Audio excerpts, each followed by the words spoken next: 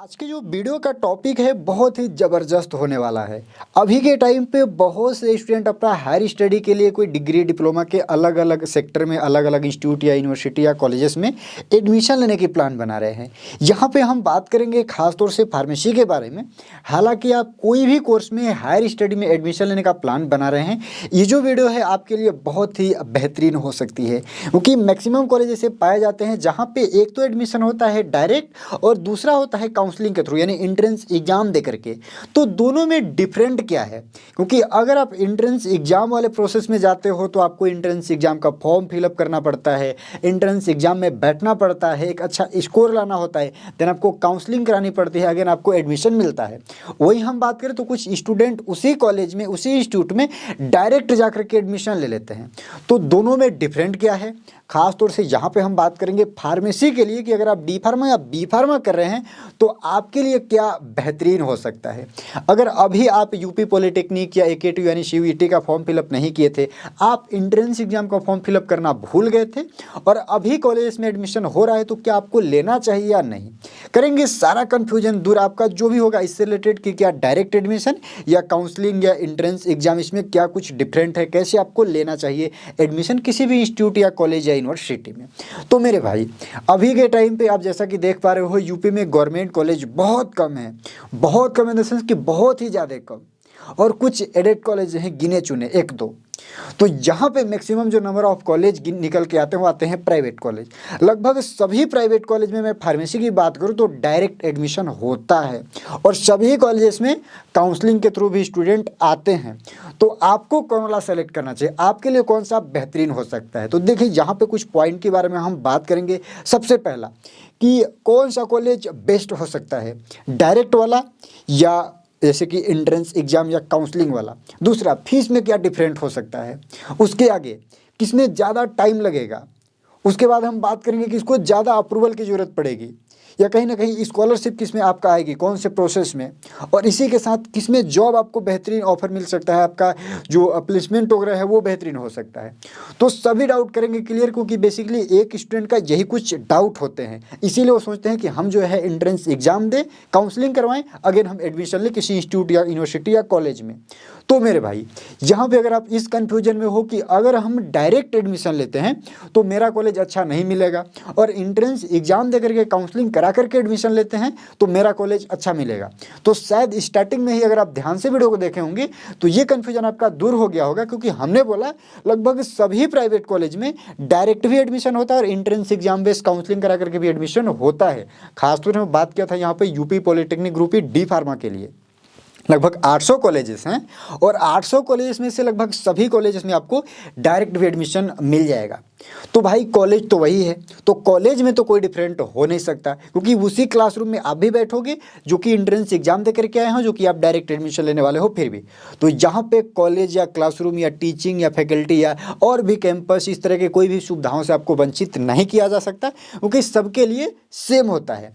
अगर उसके बाद हम बात करें फीस की कि क्या जो काउंसलिंग करा के उनको कम फीस देना पड़ेगा और जो डायरेक्ट एडमिशन उनको ज़्यादा देना पड़ेगा, तो ये हाँ कुछ कुछ कॉलेजेस के केस में ऐसा हो सकता है, बट ज़रूरी नहीं है कि सभी कॉलेज के साथ सभी इंस्टीट्यूट के साथ ऐसा हो कि आपको अगर डायरेक्ट एडमिशन लोगे तो आपको ज़्यादा फीस देनी पड़े।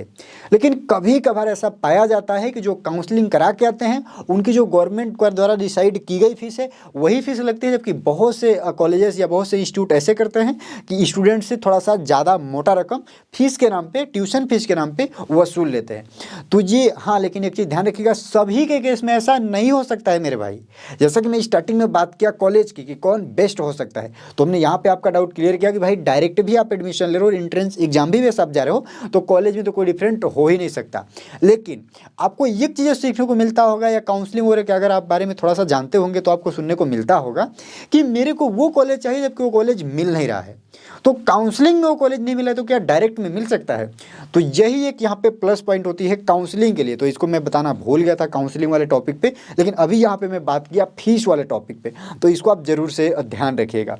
अगर हम बात करें फीस की, तो फीस पे आपका कन्फ्यूजन दूर कर दिया कि भाई डायरेक्ट एडमिशन वालों से भी ज़्यादा फीस वसूली जा सकती है और एंट्रेंस एग्जाम वालों से भी ज़्यादा फीस वसूली जाती है, लेकिन ये सब कॉलेज के केस में नहीं होता है। जो कॉलेज अच्छे नहीं होते हैं, थोड़ा घटिया टाइप के कॉलेज होते हैं, वह कॉलेज में भी काउंसलिंग होती है और उन कॉलेज में भी डायरेक्ट एडमिशन होता है। तो यहाँ पे अगर आप डायरेक्ट एडमिशन लेने की प्लान बना रहे हैं, आपको ये कन्फ्यूजन है कि कॉलेज बेस्ट नहीं हो सकता है, हम एंट्रेंस एग्जाम दे करके काउंसलिंग करा के जाएं, या फीस में डिफरेंस हो सकती है, दोनों टॉपिक आपका क्लियर है। आपके काउंसलिंग के साथ भी जाओगे तो आपके साथ कहीं ना कहीं ठीक ठाक ना होगा कॉलेज आपके मन लायक, या आप डायरेक्ट भी लोगे तब पर भी ठीक ठाक नहीं हो सकता है। तो यहाँ पे आपको चेक करके बाकायदेपूर्वक जांच करके ही जाना चाहिए। उसके आगे हम बात करें टाइम की, तो ओबियसली बात है भाई कि अगर आप एंट्रेंस एग्जाम बेस जा रहे हो तो आपको टाइम ज़्यादा देना पड़ेगा। इसी के साथ अगर आप इस भ्रम में हो कि, या फिर हो सकता है आपका भ्रम ना हो, ये रियलिटी भी हो कि आप 1 साल वेट कर लोगे और काउंसलिंग कराओगे, एंट्रेंस एग्जाम दोगे तो आपको बेहतरीन कॉलेज मिल सकता है, तो यहाँ पे फर्स्ट ऑफ ऑल कि अभी भी अगर आप एडमिशन ले रहे हो तो आप बहुत पहले से लगो, अपना एंट्रेंस एग्जाम दिए हो, फिर रिजल्ट का वेट किए हो, इसके बाद आप काउंसलिंग वगैरह करा रहे हो, तो बहुत सी कन्फ्यूजन होती है। तो यहाँ पे आपका टाइम तो ज़्यादा लगना ही लगना है, लेकिन डायरेक्ट एडमिशन लोगे तो ये जो टाइम है ये बहुत कम हो जाती है। तो यहाँ पे तो डिफरेंट ये है भाई कि अगर डायरेक्ट एडमिशन लोगे तो आपको डायरेक्ट है तो टाइम की बहुत ज़्यादा ऐसा कुछ बर्बादी है नहीं। डायरेक्ट कॉलेज में गए, अपना फीस सबमिट किए, डॉक्यूमेंट वगैरह सबमिट किए, देन आपको एडमिशन मिल गया। अगेन हम बात करते हैं स्कॉलरशिप के बारे में कि स्कॉलरशिप क्या एंट्रेंस एग्जाम वालों की आती है या काउंसलिंग वालों की या डायरेक्ट वालों की नहीं आती है। तो ऐसा कुछ भी नहीं है, एक मिथ है, एक भ्रम है कि एंट्रेंस एग्जाम वालों की स्कॉलरशिप आएगी, डायरेक्ट वालों की स्कॉलरशिप नहीं आएगी। हाँ, कॉलेज वाले ऐसा कर सकते हैं कि वो ना फॉरवर्ड करे, या कुछ कुछ केसेस में ये कुछ भी हो सकता है जो कुछ उनके ऐसे अपवाद टाइप का होता है, अदरवाइज ऐसा कोई नहीं है।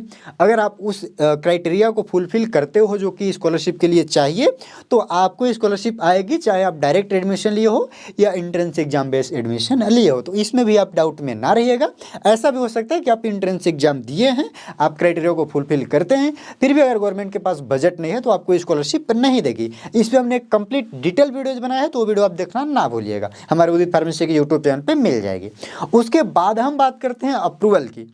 तो भाई निस्संदेह इसमें आप रहो, दोनों जगह का अप्रूवल सेम ही चाहिए, लेकिन एक चीज़ों का यहाँ पे ध्यान रखिएगा कि अगर आप एंट्रेंस एग्जाम दे करके काउंसलिंग कराते हैं तो उस कॉलेज को चेक करने के लिए, जांच पड़ताल करने के लिए बहुत ज़्यादा आपको टेंशन लेने की जरूरत नहीं है, क्योंकि आप एक प्रोसेस के थ्रू जा रहे हो।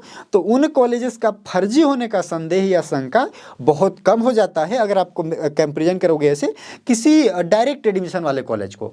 लेकिन हाँ, बात यहीं पे फिर घुमा फिरा के आती है कि वो कॉलेज कहीं वो ना हो जहाँ पे दोनों तरह से एडमिशन होता है, क्योंकि कुछ कुछ कॉलेज ऐसे भी होते हैं जिनमें काउंसलिंग तो होती नहीं है, सिर्फ डायरेक्ट एडमिशन के बेस पे ही सीट फुल की जाती है, तो वैसा कॉलेज ना होना चाहिए। अगेन मैं जब भी इस तरह का वीडियोज बनाता हूँ कॉलेज वगैरह कुछ सिलेक्शन से रिलेटेड, तो मैं ज़रूर ये बोलता हूँ कि आप अपने दिमाग का इस्तेमाल ज़रूर कीजिएगा, क्योंकि यहाँ पे अगला बंदा आपको सिर्फ जानकारी दे सकता है और आप अपना जब तक विवेक और बुद्धि का इस्तेमाल नहीं करेंगे आप यहाँ पे फंस सकते हैं। लेकिन हर पॉइंट पे मैं याद जरूर दिलाता हूँ कि आपको क्या करना चाहिए, अगेन क्या होता है। इसके बाद हम आगे की बात करें जॉब के लिए, सबसे मेन बात, क्या हमारे मार्कशीट में, सर्टिफिकेट में भी ऐसा कुछ मेंशन होगा क्या कि हम एंट्रेंस एग्जाम या काउंसलिंग के थ्रू आए हैं तो मेरे में ऐसा कुछ अलग से पहचान है, या मेरा डायरेक्ट है तो ऐसा कुछ है तो हमें जॉब में फर्स्ट प्रेफरेंस दी जाएगी, काउंसलिंग वालों को, डायरेक्ट वालों को नहीं दी जाएगी। तो मेरे भाई ये बिल्कुल गलत मिथ है, ऐसा कुछ भी नहीं है। आपका सर्टिफिकेट सेम है, चाहे आप एंट्रेंस एग्जाम दिए हो या डायरेक्ट लिए हो, आप उस डिग्री को या उस डिप्लोमा को या उस सर्टिफिकेट को जो भी आप कर रहे हो वो कर रहे हो, सबके साथ करो, तो कोई दिक्कत नहीं है। जॉब वगैरह में या आपके मार्कशीट में ऐसा उनको फर्स्ट प्रायोरिटी, सेकंड प्रायोरिटी, यहाँ तक कि पता भी नहीं चलेगा। सिर्फ एडमिशन के टाइम वही पता चलेगा।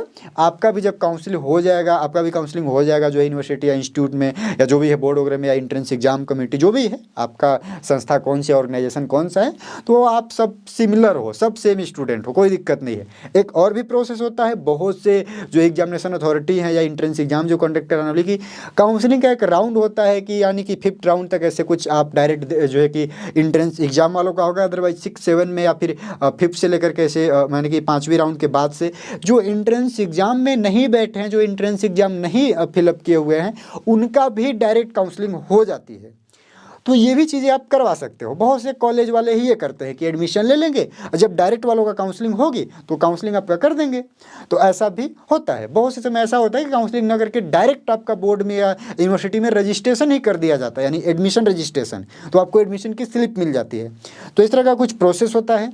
बाकी इससे रिलेटेड अगर कुछ डाउट है, कुछ संदेह है, तो हमने एक प्लेलिस्ट बनाया है एडमिशन से related, how to choose best college से रिलेटेड।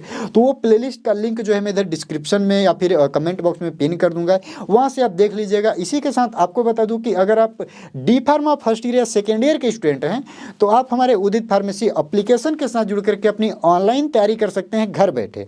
तो कोर्सेज से रिलेटेड, पेड कोर्सेज से रिलेटेड ऐप पे जो कोर्स अवेलेबल है उससे रिलेटेड कोई भी इन्फॉर्मेशन चाहिए तो दिए हुए आप कॉन्टैक्ट नंबर पे आप कॉल कर सकते हैं सुबह 8 बजे से लेकर के शाम 6 बजे के बीच। हालांकि आपको बता दें हम D pharma first year, D pharma second year के स्टूडेंट हैं, तो उदित फार्मेसी एप्लीकेशन पे आपको कंप्लीट समाधान मिल जाएगा। आसानी से आप एक ट्यूशन की तरह तैयारी कर सकते हैं बहुत ही मिनिमम से फीस पे। तो कॉलेज के साथ अगर आप तैयारी करेंगे तो बहुत बेहतरीन होगा, अदरवाइज आप डायरेक्ट भी तैयारी करके एक अच्छा नंबर ला सकते हैं। उम्मीद है फ्रेंड्स कि ये सारी वीडियोज, सारा जो हम आपको बताते हैं सारा चीज़ें पसंद आता होगा।